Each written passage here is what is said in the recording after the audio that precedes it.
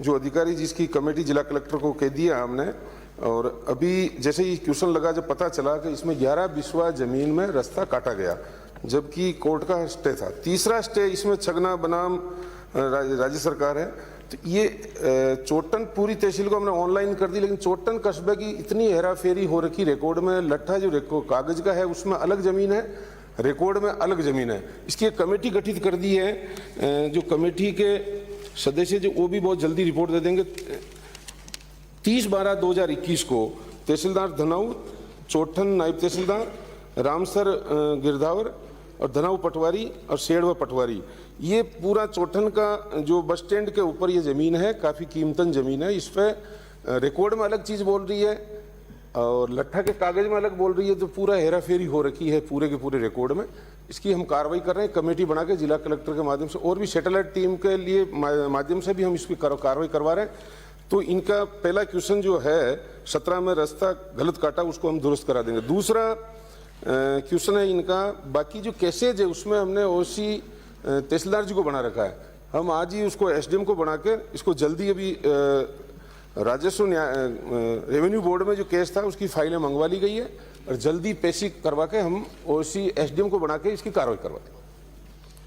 माननीय अध्यक्ष महोदय, मंत्री जी ने जवाब में कहा कि उसके ऊपर कोई कब्जा नहीं है, तो ये खसरा नंबर 725 के अंदर 30 बीघा जमीन है, और जवाब के अंदर मंत्री जी ने बताया कि लट्ठे के अंदर 20 बीघा जमीन है, तो 10 बीघा जमीन कहाँ है? और उसी जमीन के पीछे को निर्माणाधीन कॉलेज बनी हुई, साइड में मकान बने हुए, तो वो कौन सी जमीन में बने हुए, उसका सीमा ज्ञान करके कार्रवाई करने की मंशा रखते हैं।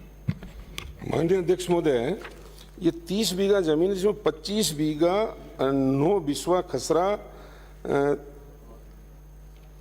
1086 बटवा नए नंबर है 625, और रकबा 4 बीघा 1634 नए नंबर में 4 बीघा जमाबंदी में दर्ज है। और जो 30 बीघे में 20 बीघा अलॉटमेंट बता रहा है, जो 11 बिस्वा जमीन रास्ते में कम होने की वजह से ये फर्क आ रहा है।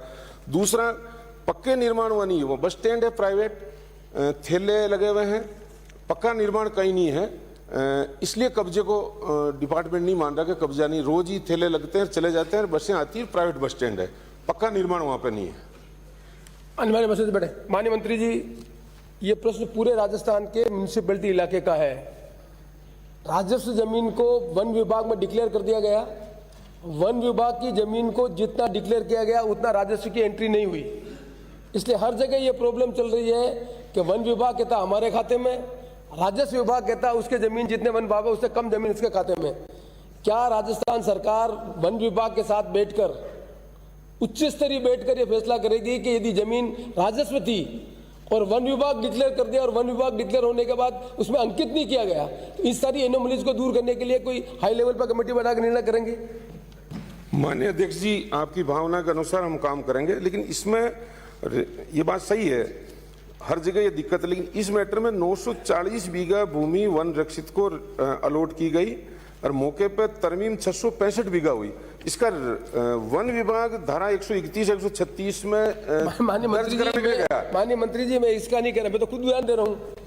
नाथद्वारा म्यूनिसिपैलिटी इलाके में जितनी जमीन राजस्व की है और वन विभाग में डिक्लेयर की, वन विभाग ने पूरी को डिक्लेयर कर दी, राजस्व विभाग में एंट्री नहीं है, और वह पूरे नाथद्वारा में जमीन पर लोग बसे हुए हैं, वो भूमि फॉरेस्ट के अंदर है, न राजस्व विभाग कुछ काम कर रहा है, न म्यूनिसिपैलिटी काम कर रहा है, और अनधिकृत लोग कब्जा कर रहे हैं। मैं समझता हूं कि ये समस्या पूरे सब जगह की है, क्योंकि जो राजस्व जमीन थी आजादी के बाद में, तब वन आपने डिक्लेयर किया, तब वन विभाग की जमीन को राजस्व में अंकित करने के संबंध में कोई ध्यान नहीं दिया गया, इसलिए ये एनोमलीज आप पर बनी हुई है। मैं चाहता हूं कि सभी जगह की प्रॉब्लम है, राजस्थान सरकार हाईएस्ट लेवल पर बैठकर फॉरेस्ट डिपार्टमेंट और रेवेन्यू डिपार्टमेंट की आजादी के बाद जो जमीन राजस्व में थी और राजस्व के बाद वन विभाग में डिक्लेयर कर दी, और वन विभाग डिक्लेयर की जमीन पूरी की पूरी वन विभाग के खाते में और राजस्व खाते में एंट्री नहीं है, इस तरह की एनोमली को दूर करने के लिए कोई निर्णय करे जिससे लोगों को रिलीफ मिल सके। राजस्थान सरकार पट्टे दे रही है, पर ऐसे जो लोग बसे हुए हैं उनके पट्टे की कोई व्यवस्था नहीं हो रही है। मैं समझता हूँ कि इसके संबंध में बाड़मेर का नहीं, सब जगह की समस्या है, इसके बारे में कोई निर्णय करना चाहिए।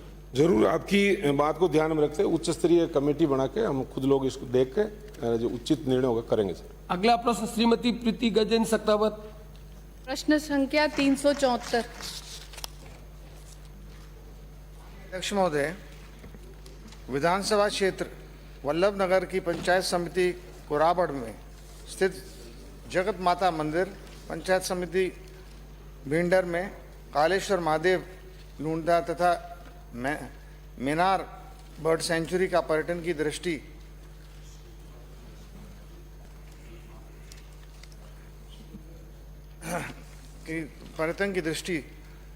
से विकास के संबंध में वर्तमान में कोई योजना विचाराधीन नहीं है, लेकिन आपके माध्यम से प्रश्न जवाब जो लिखा हुआ सप्लीमेंट्री में जवाब दीजिए, जो लिखा हुआ ही बोले। आगे आगे आगे आधा नहीं, पूरा नहीं पढ़ा है मान्यवर, है वो पूरा नहीं पढ़ा आपने जो उत्तर है। विभाग में उपलब्ध वित्तीय संसाधनों एवं प्राथमिकता के आधार पर विकास किया। मुझे मालूम था सब लोग इस पर हंसेंगे, तो इसलिए नहीं पढ़ा नहीं मैंने। अध्यक्ष महोदय, आपके माध्यम से मैं मंत्री जी से जानना चाहती हूं कि जो अभी माननीय मुख्यमंत्री महोदय ने बजट घोषणा करी है, प्रत्येक जिले से 2 पर्यटक स्थलों में चिन्हित जन सुविधा संबंधी 100 करोड़ रुपए की जो आगामी घोषणा है, उसमें जो मेवाड़ का खजुराव जगत माता का मंदिर और मेवाड़ का हरिद्वार केरेश्वर महादेव है, इन्हें भी लिया जाए क्योंकि ये बहुत जीर्ण शीर्ण अवस्था में हो रखे हैं।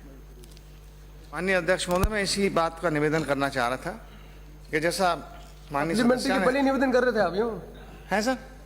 माननीय सदस्य सप्लीमेंट्री पूछ रहे थे, उसके पहले निवेदन कर रहे थे जी। उनको मालूम था सप्लीमेंट्री पूछेंगे। अब आपके शिष्यों को तो कुछ ना मालूम तो रहे। मुझे पता नहीं था कि ट्रेनिंग आप देके आए, मेरे पास भेजा था आपने पहले। आपसे भी ट्रेनिंग लेता रहता हूँ राठौड़ साहब, ऐसी क्या बात। मेरा एक निवेदन है सर कि सभी, जैसा माननीय सदस्य ने कहा कि माननीय मुख्यमंत्री जी ने बजट घोषणा में ये कहा है कि हर विधानसभा क्षेत्र में 2-2 पर्यटन स्थल आप लोग चिन्हित करके और उसके एस्टिमेट आप भिजवा दें। जैसा आप भिजवाएंगे उस तरीके से हम उसको पूरा करें। अगला प्रश्न संजय शर्मा, संख्या 6952। हाँ सर, दोबारा पूछ लेंगे बाद में, इसके बाद है, इसके बाद मैं आज वैसे भी ट्रैफिक जाम के कारण मैं जिनके प्रश्न छूट गए उनके दोबारा पूछूंगा मैं, जो सदस्य मैले नहीं आए। माननीय संजय जी पहले बोलिए। 6952। माननीय अध्यक्ष जी, जी हाँ, राज्य सरकार द्वारा विधानसभा क्षेत्र अलवर में संचालित राजकीय मुद्रणालय अलवर को बंद करने का निर्णय लिया गया। उक्त निर्णय के क्रम में विभाग के आदेश क्रमांक 251-63 दिनांक 17/1/22 के द्वारा दिनांक 20/1/22 अंतिम कार्य दिवस को मुद्रणालय बंद कर दिया गया। राजस्व आय के विरुद्ध अत्यधिक व्यय होने के कारण राजकीय मुद्रणालय अलवर को बंद करने का निर्णय लिया गया। आदेश की प्रति प्रशिष्ट ए पर संलग्न है। खंड 2। माननीय अध्यक्ष जी, वर्तमान में प्रदेश के 3 जिलों जयपुर, जोधपुर एवं उदयपुर संचालित है। विभाग एवं राजकीय मुद्रणालयों में कार्यरत कर्मचारी एवं अधिकारियों का जिलेवार एवं पदवार विवरण परिशिष्ट व्यय पर संलग्न है। माननीय अध्यक्ष महोदय, मैं आपके माध्यम से माननीय मंत्री महोदय से पूछना चाहूंगा कि प्रदेश में संचालित जयपुर, जोधपुर एवं उदयपुर में व्यय के मुकाबले राजस्व आय अधिक है? यदि हाँ तो कितनी? यदि नहीं तो फिर अलवर कार्यालय को क्यों बंद किया गया? माननीय अध्यक्ष महोदय, 20/1/2022 को अलवर कार्यालय का अंतिम कार्य दिवस था। उस वक्त अलवर कार्यालय में कितने कर्मचारी कार्यरत थे तथा उन कर्मचारियों को किन किन विभाग में किस जिले में समायोजित किया गया है? क्या सरकार उनकी भविष्य में सेवा? प्रश्न पूछोगे जवाब ही नहीं आएगा। 2 प्रश्न पूछा, जवाब दो जवाब दो। दूसरा पूछूं सर? माननीय अध्यक्ष जी, सदस्य ने पूछा कि अलवर, उदयपुर, जोधपुर, जयपुर की रेवेन्यू, तो आप ये पिछले 10 साल के अलग अलग ईयर में, तो एक्सपेंडिचर है 223.92 लाख का 17-18 में, रेवेन्यू कलेक्ट हुई 27.75, जो अंतर आया घट आया 196.17 लाख का। 18-19 में आया 245.74 एक्सपेंडिचर हुआ और रेवेन्यू प्राप्त हुई 57.76 लाख, यानी घट आया 187.98 लाख। इसी तरह 19-20 में आया एक्सपेंडिचर हुआ 198.43 लाख और रेवेन्यू कलेक्ट हुई 19.64 लाख, 178.79 लाख का घट आया। 20-21 में एक्सपेंडिचर हुआ 175.87, रेवेन्यू कलेक्ट हुई 17.23 लाख और जो अंतर आया घटेगा 158.64 लाख, यानी पूरे टाइम का देखें तो एक्सपेंडिचर 146.13 लाख हुआ और रेवेन्यू कलेक्ट हुई 17.22 लाख और घाटा जो आया 128.91 लाख। ये केवल तनख्वाह का है माननीय अध्यक्ष जी। इसमें जो यतेंद्र सिंह जी की जो कमेटी बनी 2005 में 14/6/2005 स्वर्गीय यतेंद्र सिंह जी की अध्यक्षता में कमेटी बनी।